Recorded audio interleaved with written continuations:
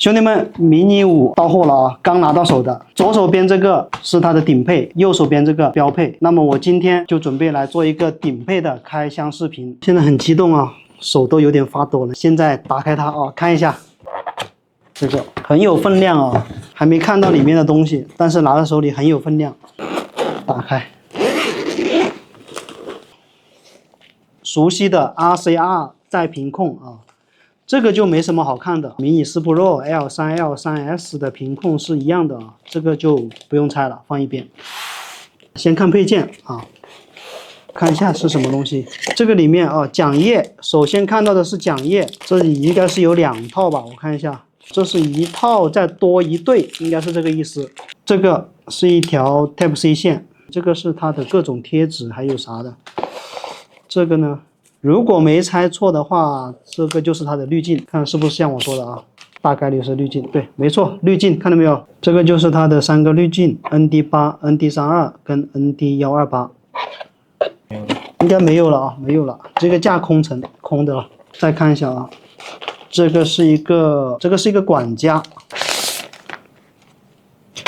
看起来好像跟迷你4 Pro 的外观是一样的，它只是颜色不同啊。飞机，看一下啊，有没有眼前一亮的感觉？虽然在发布会的时候已经看到了它，但是现在实际上拿到手里，感觉可能还是不一样。首先是它的云台保护盖跟这个速讲器，它已经做成一体的了，跟御4 Pro 一样做成一体的。这是迷你4 Pro， 它的云台保护盖跟这个速讲器它是分开的，这都还要带这2样东西出去。它现在这个迷你5 Pro 变成一体的，这个设计还是可以的啊，非常给力。好，拿下来看一下，下面是各种这种泡沫保护垫。首先看一下这个云台啊，直接看到的是大了一圈，这个是标准的1英寸大底啊，这个明显在它面前比的话是大很多的。机身的话也是比这个迷你4 Pro 大了一圈的，大家看一下啊，是吧？大了一圈，尤其是云台啊，怎么感觉这个云台拿到手里，讲实话啊，软软的。迷你4 Pro 感觉它更坚固。站在我搞技术、搞维修的人的角度来看呢，这样子的设计，炸机的话，这个云台必掉啊，兄弟们，不是开玩笑啊，这个对于我们来说是个好消息啊，说明我们又有很多迷你5 Pro 的机器要修了。官方宣称的是这个云台可以横向转动225度，它的像素可以达到5000万像素。L3S 的主摄也是5000万像素，可以说是一台迷你的 L3S。这个地方多了2个激光雷达避障，据说在晚上飞啊也是非常稳的。我展开它的机身看一下，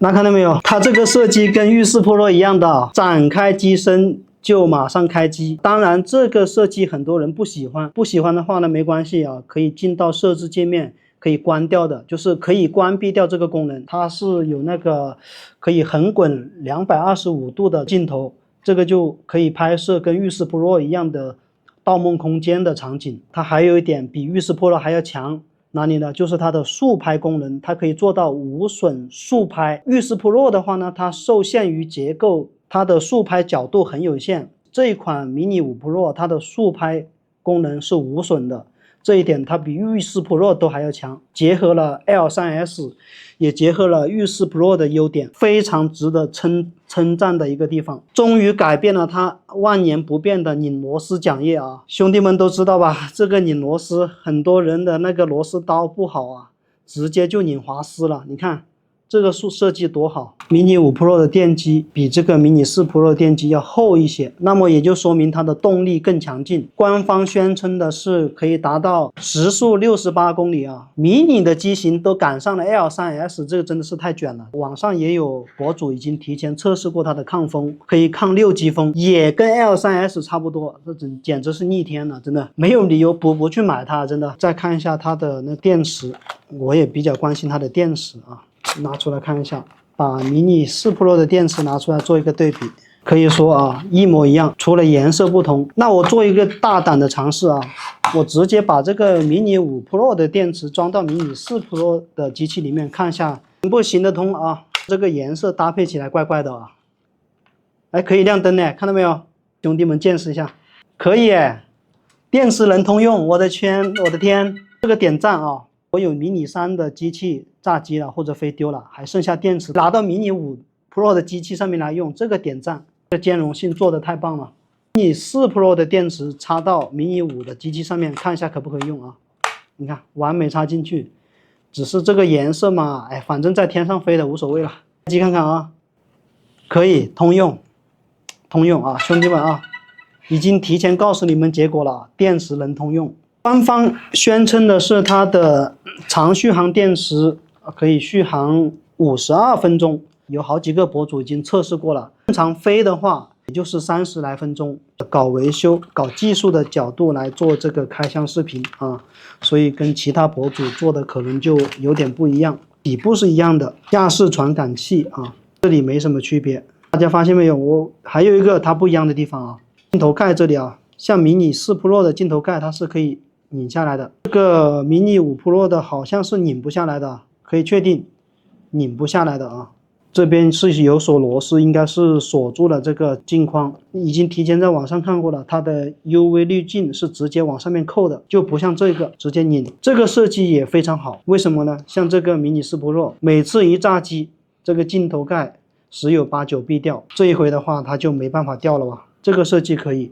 个人认为吧，这个机器啊，优点就不用说了，很多啊。我刚刚说了几点，一个是桨叶设计，第二个就是它的电池兼容性，第三个是也跟 L3S 一样带有激光雷达避障，绝对是啊诚意满满的升级。缺点啊，我觉得缺点也是有的，比如说我站在我维修的角度，就是这个云台啊，我觉得这个云台设计这个地方仅靠4个减震支撑这个整个大云台，这个云台这么大，但是它这个设计就是仅靠4个减震这样子来支撑，那一旦炸机的话，我感觉这个云台必掉啊，真的，这个迷你4 Pro 的云台还没那么容易掉的啊，我感觉它还相当的稳。这个设计我暂时还无法理解啊，但是对于我们来说是个好消息啊，到时候有很多这个迷你5 Pro 的机器来修了。